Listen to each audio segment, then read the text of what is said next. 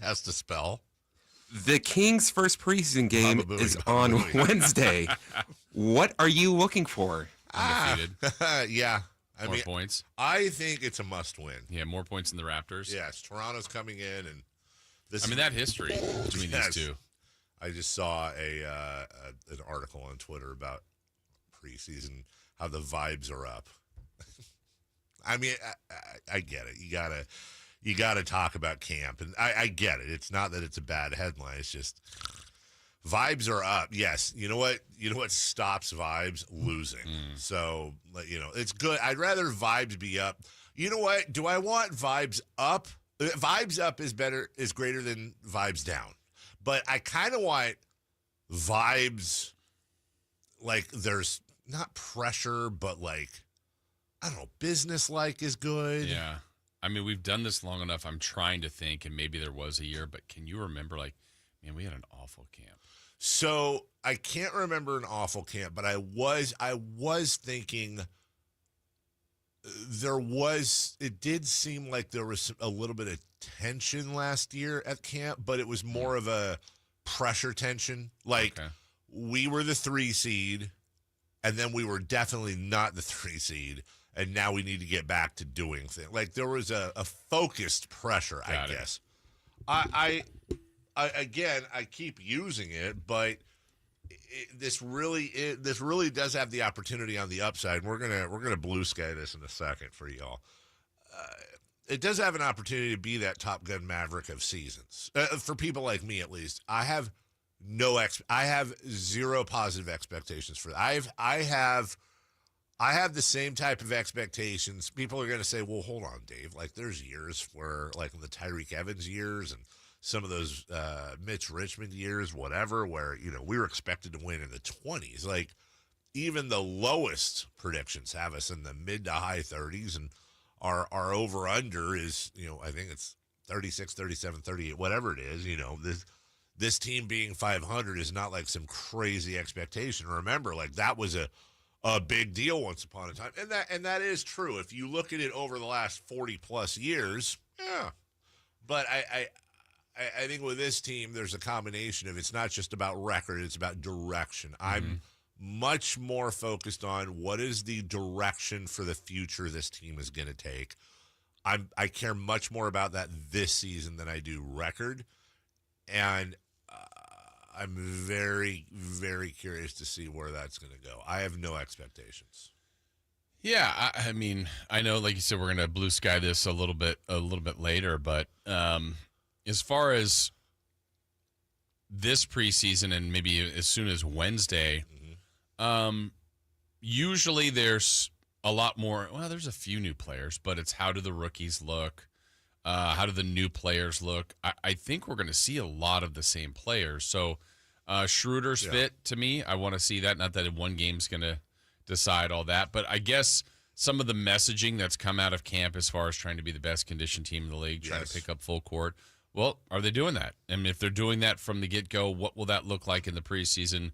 What will then presumably that look like for 82 games? So it's the first look at it against another team. That's, it's not an end-all, be-all judgment, but it's our first impression.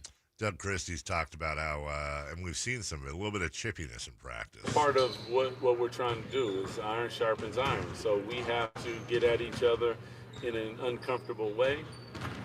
And then that teaches you who's in your foxhole, who you're dealing with, so that when you do get in the game, you are prepared for that. We want practice to be difficult in the games to be, the show that people come to see. In your foxhole. That's personal. That's a trade. Who? I Foxhole. Foxhole. Who?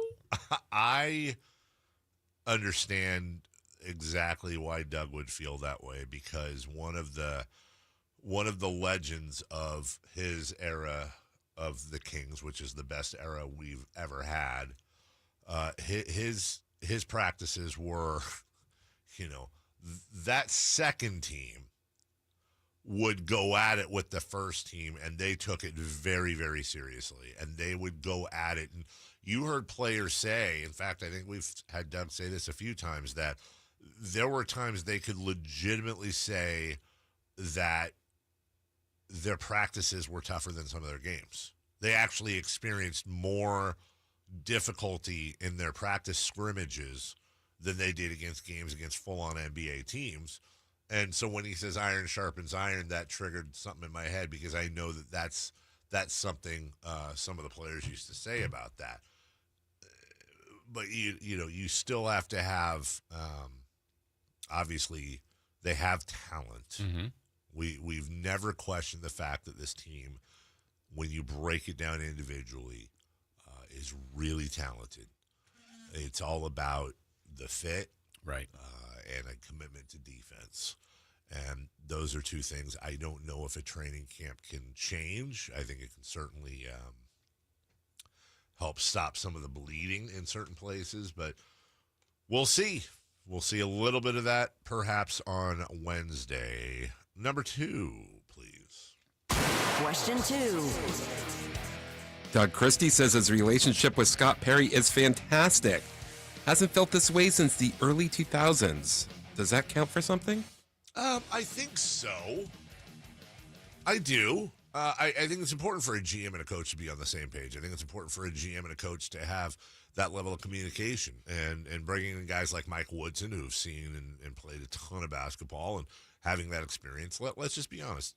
Doug is a rookie coach, and Doug's ascension in the coaching ranks, when you compare it to a lot of other folks, like Eric Spoelstra, for example, you can go down the list. Mark Daniel, a lot of guys have had you start out as a coordinator, video coordinator, and work your way up, or you're in college and work your way up, or G League and work your way up.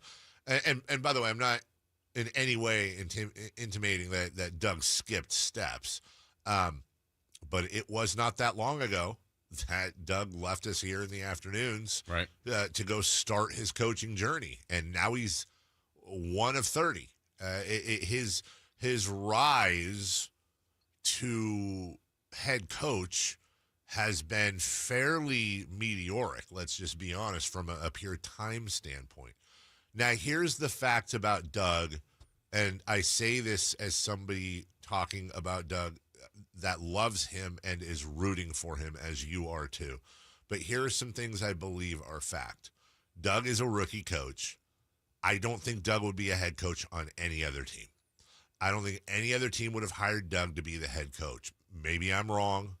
Don't think so. I think this is a very unique opportunity. I think not only Doug's coaching, his IQ and how he played and his demeanor, but also being in the right place at the right time with the right franchise. This is the one.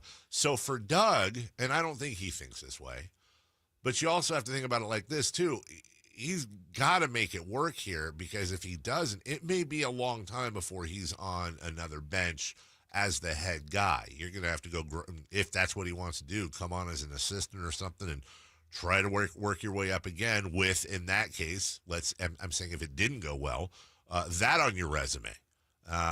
So there's a lot of pressure on Doug on top of, trying to change the culture in this team and all that. Well, that's what Scott Perry's trying to do as well. And I don't know if the same thing would go for Scott Perry or not. I don't know how many other teams would hire him as a GM. The Knicks did, and then they moved on from each other.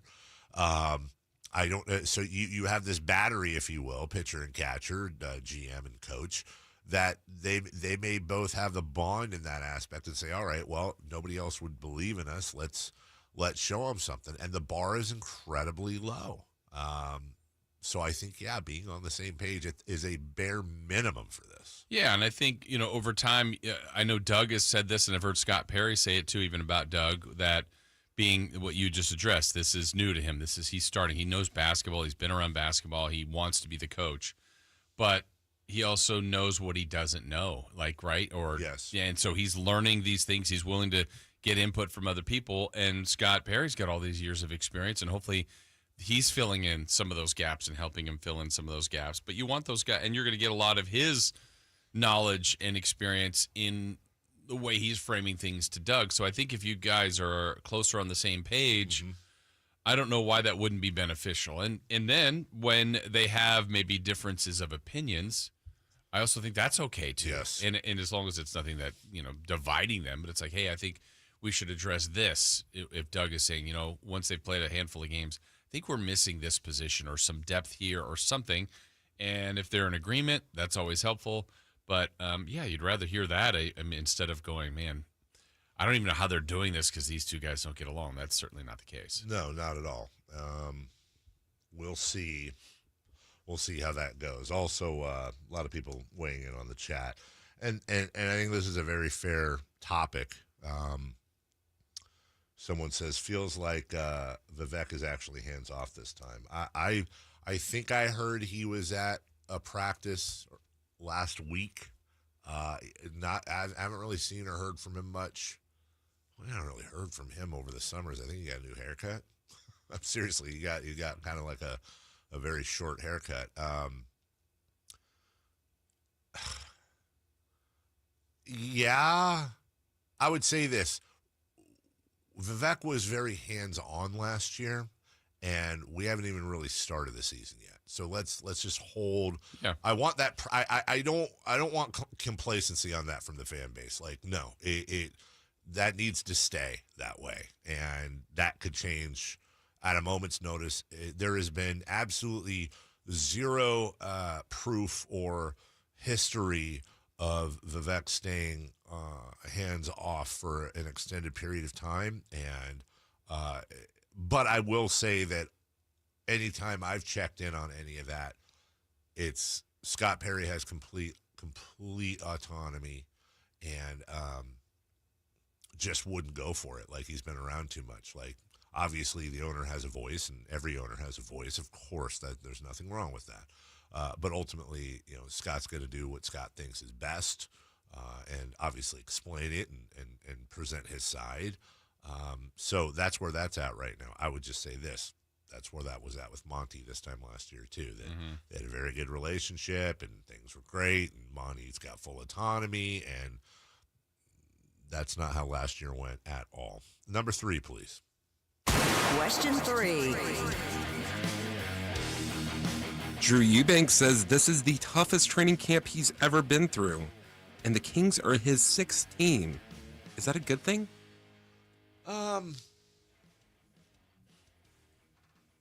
Yeah, I think so. As long as nobody gets injured, that would be the only thing that pops into my head. I mean, look, training camp should be tough. They should be. Training camp should be tough, regardless of the sport. You're breaking down an off season of, and look, these guys aren't sitting around eating cheesy poofs all summer and playing video games, but you got to not only get back into shape, but that is one thing where, as a coach or a coaching staff, that is one place where you can actually create an advantage over other teams. Is you're in better shape. Now, you're not going to be able – the Warriors aren't doing that. You have to be careful with age, and you don't want to run guys too far into the ground. But with the Kings, they're not one of the younger teams in the NBA by any stretch of the imagination, but they're also not excessively old. You got DeMar DeRozan, who is older, but Sabonis and Levine and Murray, and they're all late 20s or 30. Schroeder is in there as well, but Schroeder just seems like he's got a motor that never stops. Right. Yeah, run these guys. Run them all over the place. Get them in great cardio shape. Make that the difference in the fourth quarter when other teams are missing jump shots because of the pace of the game. And also, I would say this, it's a tough training camp. Is that going to match your playing style? That's it. Yeah, that's what you got to do. Yeah, and if the playing style, like they said, again, these are their words coming out of camp, want to be the best conditioned team, want to try to pick up full court. If that's what's making part of training camp difficult, then you're succeeding, right? Because you want the game to feel like another practice, like another workout. Like, hey, look, we've done something that's harder than this in practice in our own gym against each other than the Raptors, than the Lakers, than the T-Wolves, whoever they're playing. So that's what you want. It doesn't always come out that way, but, yeah, I like hearing that. I love hearing it. They've got to – they got to establish some sort of identity. Yeah. And I think that's a lot of what they're trying to do. I agree.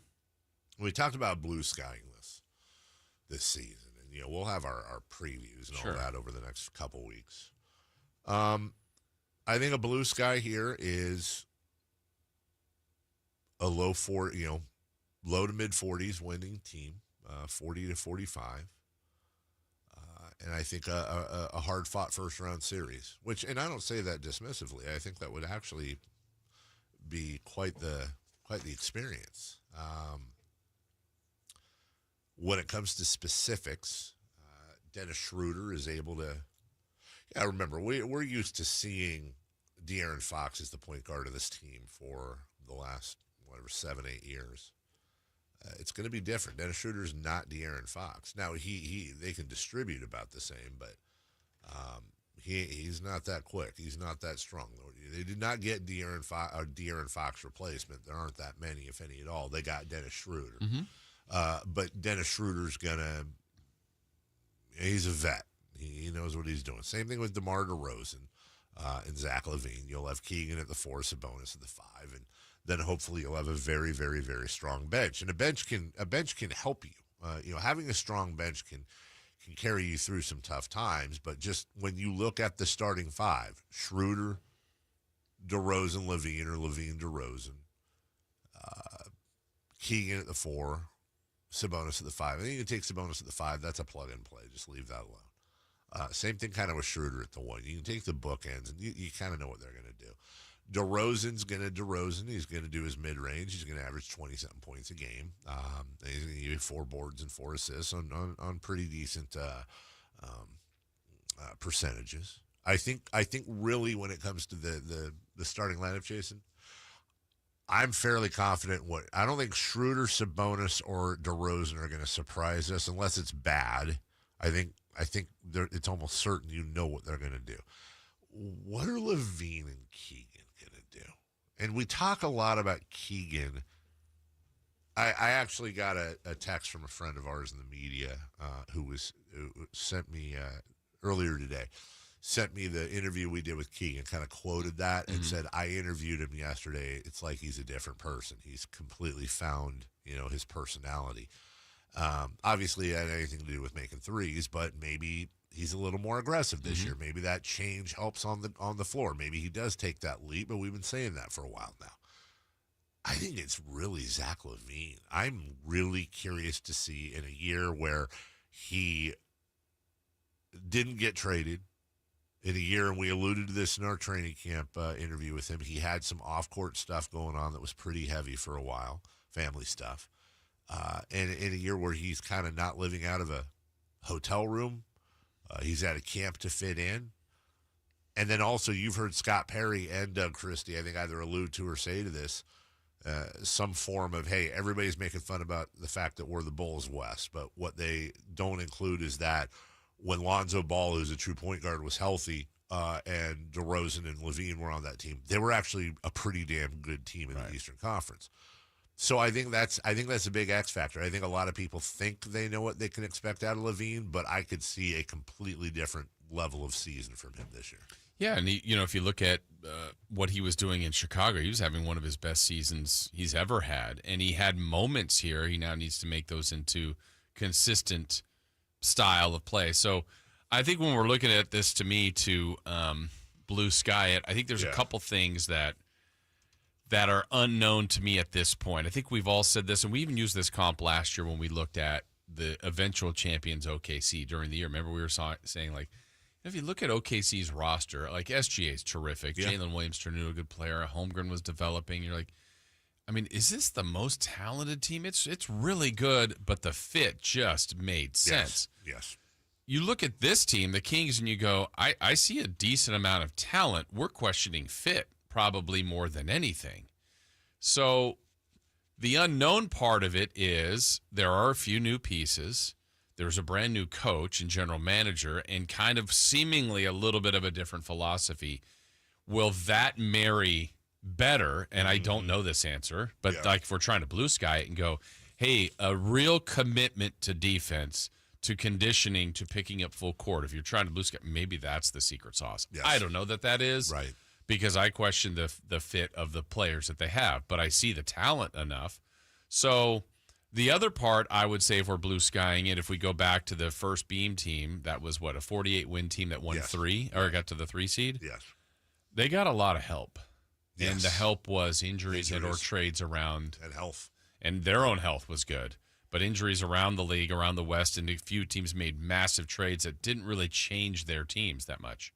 So you probably are in a situation, if you're blue skying it, where you need some things to not go as well for some teams that we expected to go well for. And, does a team or two like run out and get to 60 wins? Well, no one's expecting the Kings to get there. Sure.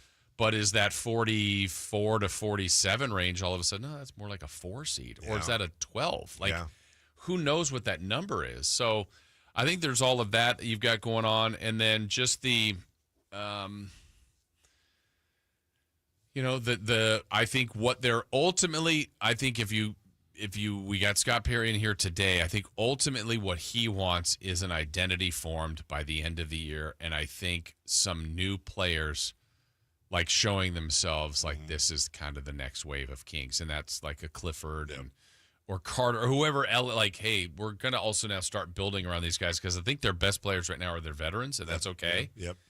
But, you're not – DeRozan's not going to be here for 10 years, and I don't know that anybody is, but you know what I mean? Like the next 3 years you're going, oh, no, these are the guys that we're going around. And I think if they can identify all of that, that's awesome. Now, I know fans want more wins, as do I, but I think the front office blue sky might be different than the fan base blue sky. I agree with you. And I'm on the front office side, especially if they make the smart If you moves. get the answers. That's right. We'll take a break. When we come back, very quick break, by the way, so don't go away. We're going to get a word from Gonzalez Law and Jason Ross. And then, sorry, Jay, we got to go through the baseball playoffs. We got audio from the Yankees, Blue Jays, Mariners, and Tigers. We'll do that next. You never know what you might hear when